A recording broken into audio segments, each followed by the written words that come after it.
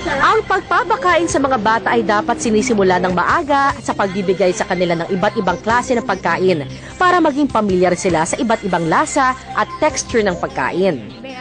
So I advise, mas maaga mo silang i-train na kumain ng ganito sa mas batang edad para pag later on magiging mas madali para sa inyo.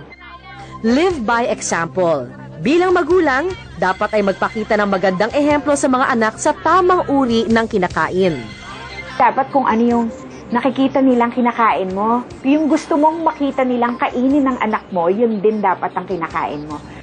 Iwasang magpakain ng anak sa harap ng TV o habang siya ay naglalaro. Ayaw namin to kasi parang ang nagiging isip ng mga bata na parang reward mo yung pagkakaroon ng TV na habang kumakain ka, mas lalong bumabagal. Mas lalong bumabagal ang pagpapakain.